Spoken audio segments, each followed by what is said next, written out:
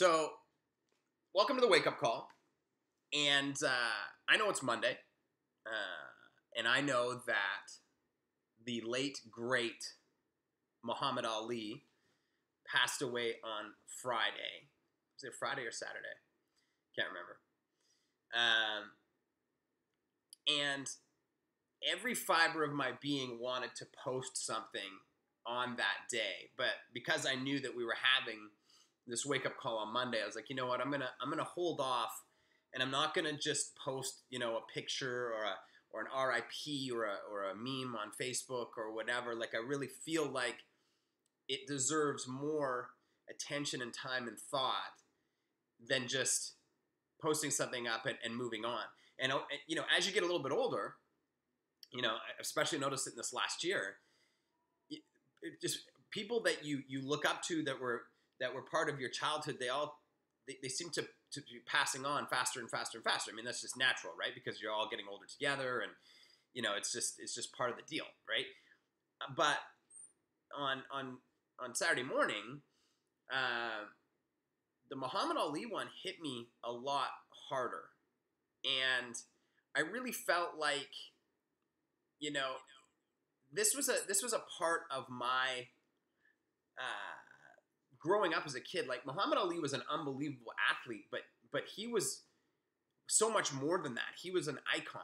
And last week I talked about, living full out and playing full out when it was Memorial Day. And then Muhammad Ali passes away, and it just seemed to tie so well together because there was nobody that played more full out than Muhammad Ali. I mean, not just in the boxing. The boxing was a small piece of his life, right? And that's why he's considered to be an icon. There's been lots of heavyweight champion boxers.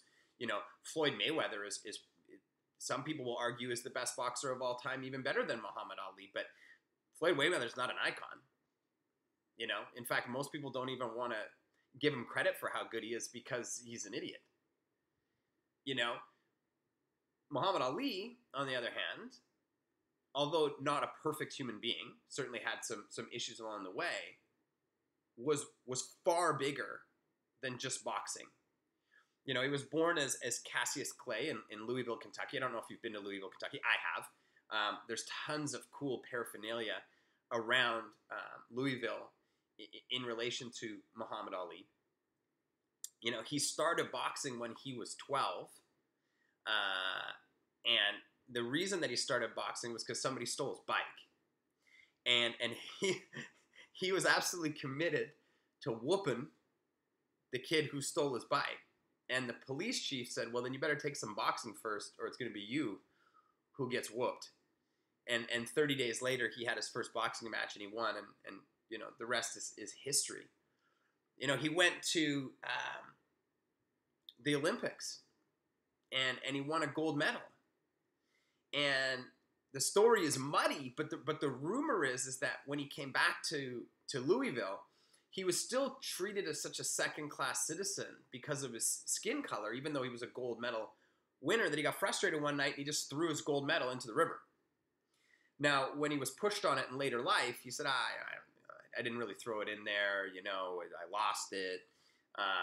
Maybe that was his way of taking some of the heat off of that, poor decision. Maybe it was true, who knows? But, odds are he probably threw it in the river. That was his personality. When he was drafted, he refused to go to war. He said, the Viet Cong didn't do nothing to me. His words were a little bit more explicit. I have no reason to go shoot, Vietnamese people. He lost years. I think it was almost 5 years off of the prime of his career just because he wanted to make a statement on his own beliefs. I don't believe in going and killing people for war. I'm not going to do it. I would rather fight a court battle, be stripped of my world championship, sit, wait, be broke, lose the prime of my career. I mean, that's a tough stance to take. And it got worse and worse. Not worse, but more dramatic for him throughout his life. I mean, the NSA had tapped his phones. You know, at that point, you know, he converted to Islam. He was running with the Nation of Islam. He was running with Malcolm X. That's when he changed his name originally. Most people don't remember his name didn't go from Cassius Clay, which was given to him when he was born, in honor of an anti-slavery activist, Cassius Marcellus Clay. And when he changed that name, he first changed it to Cassius X.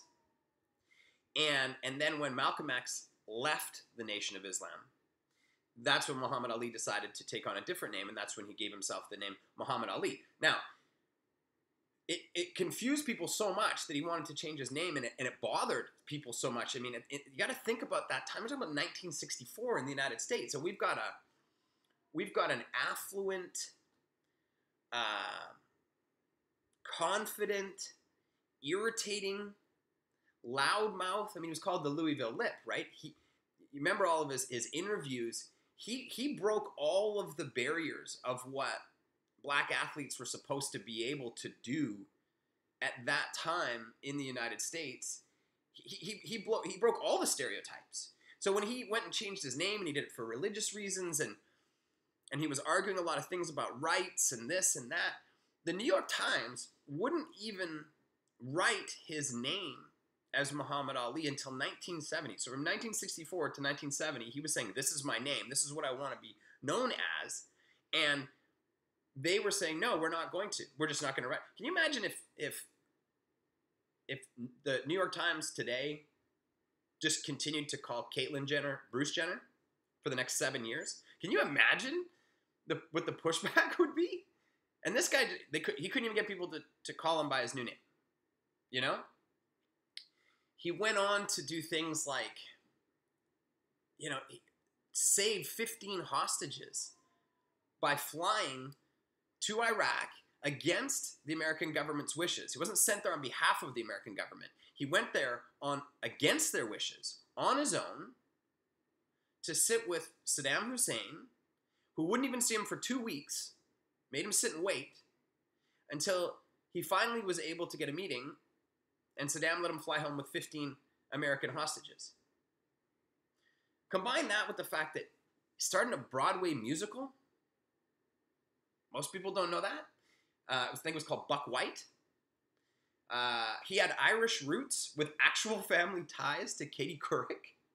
He inspired Nelson Mandela when Nelson Mandela was imprisoned on Robben Island to believe that there was a possibility, a future.